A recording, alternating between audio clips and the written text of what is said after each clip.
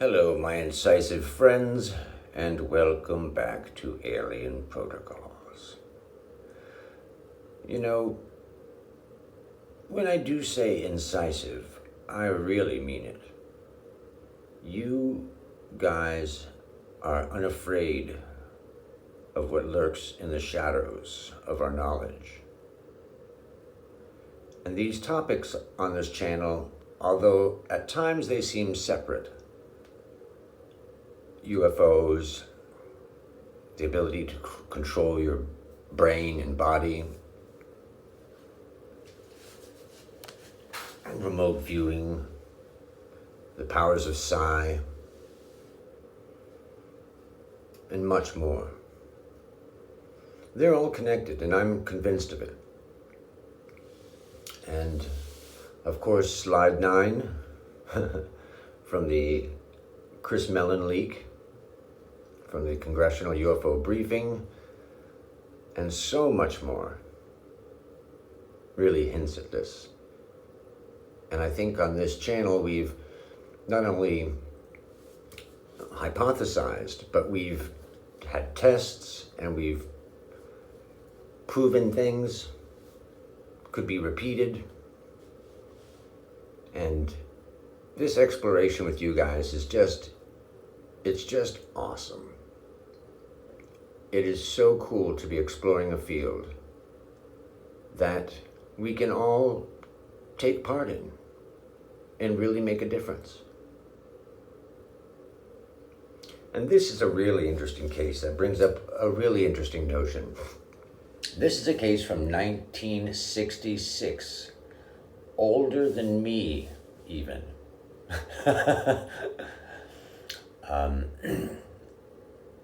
It's really, really interesting. A gentleman was driving down the road and he sees an unidentified craft on the road. And when he got close to it, a man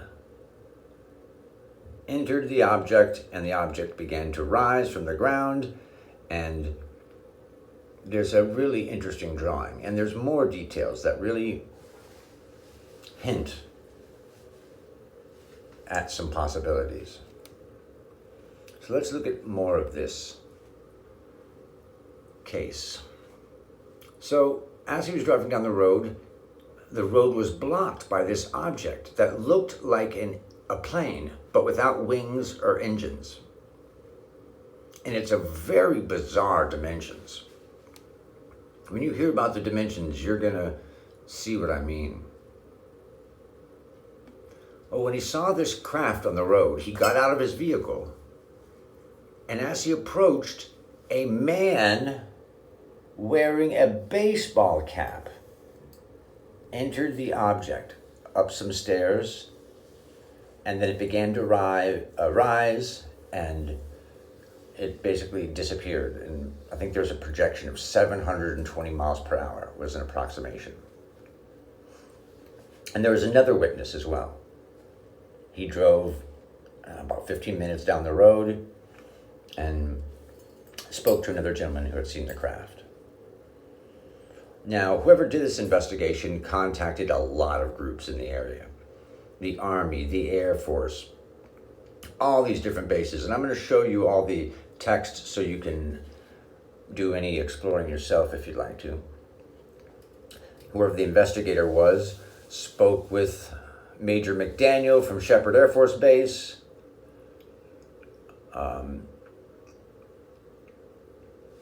who said that there were experimental craft in the area at Camp Walters, Bell Helicopter, at Fort Worth, Fort Sill, and Ling Temco Vault, which certainly needs a little bit of exploration. I have to research that puppy.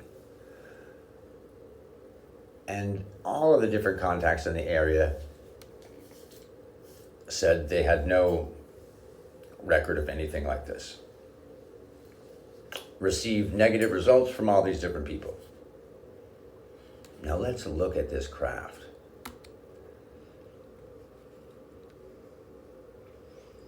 This craft is cool looking.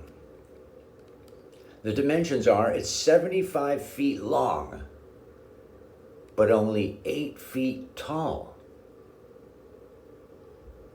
and 12 feet wide. And here's his drawing. How weird is that? He spoke about this light on the front and the back. Now, I'm not sure. This is the big light in this plastic bubble. There's the stairs. The man with the baseball cap walked up.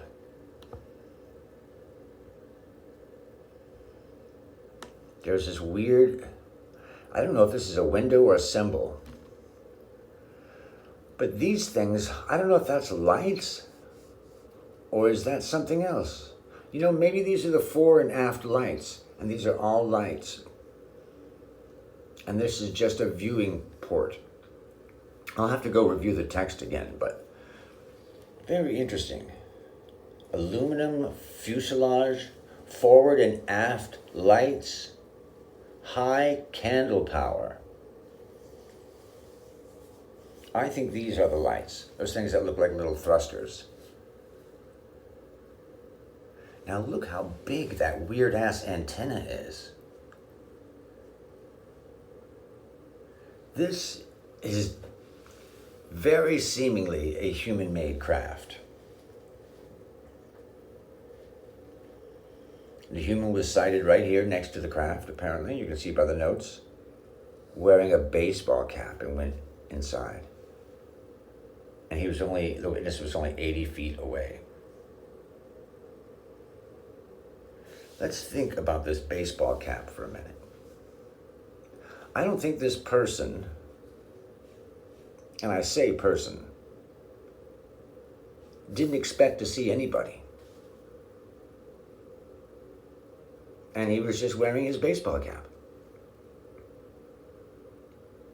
This is very advanced technology. Although the fuselage isn't very stylized, it didn't have any wings, no engines. But he heard sounds when it lifted off. He heard like a power drill sound. But he was wearing a baseball hat. That baseball hat tells me a lot.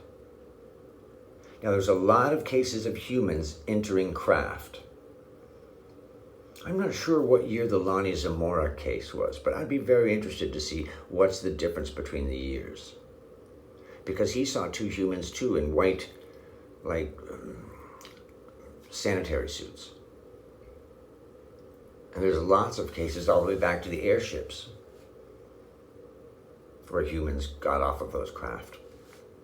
And this makes me believe more and more that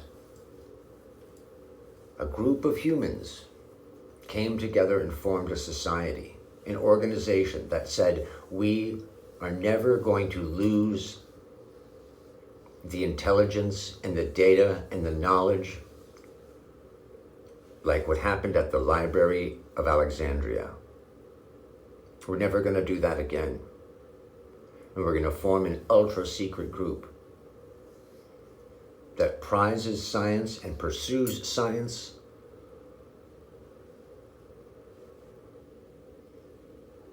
And we're going to keep it so secret. These guys in the baseball hats, they live amongst us. This case really makes me certain that there is a breakaway society. And when I say society, I mean like Skull and Bones or these many different kind of groups. But this one is the most secret out of all of them. I don't think this is built by Bilderberg. And I don't technically believe in at least the modern version of the Illuminati.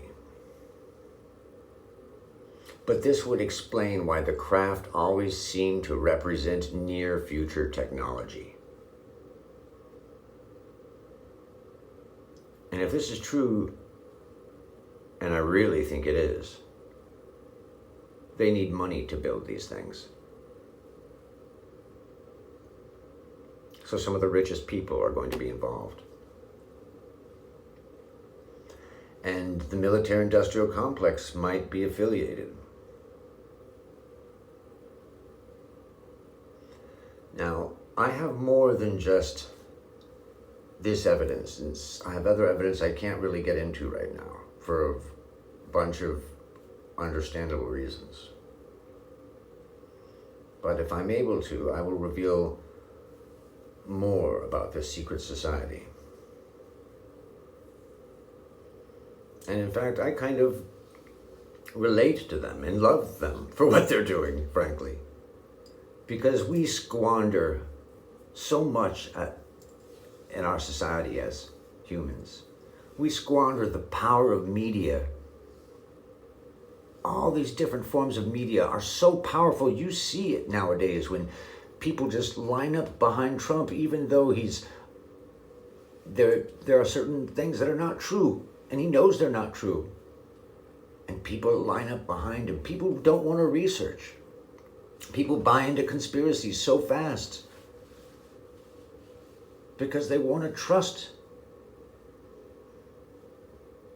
But also media has a secondary power that's it's much more subtle and insidious. It really teaches your brain. It powers things and data into your subconscious, especially with repetition. And if our media promoted science and the quest for knowledge above all else, imagine what wonderful things we could do.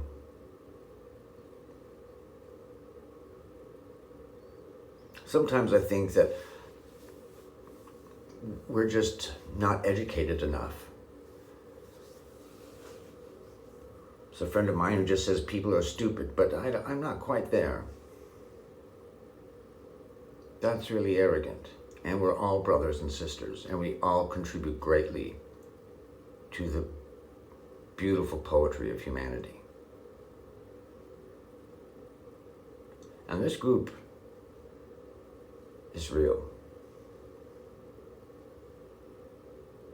And the more you look at some of this evidence, and the more you see it, the more you'll start to say, wait a minute, some of these sightings are this breakaway group.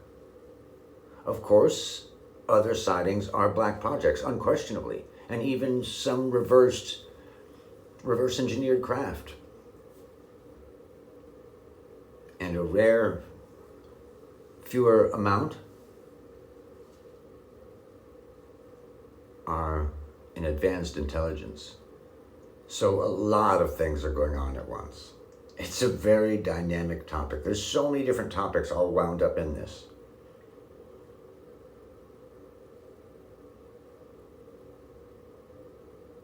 What do you guys think? I would love to hear your thoughts. Much love.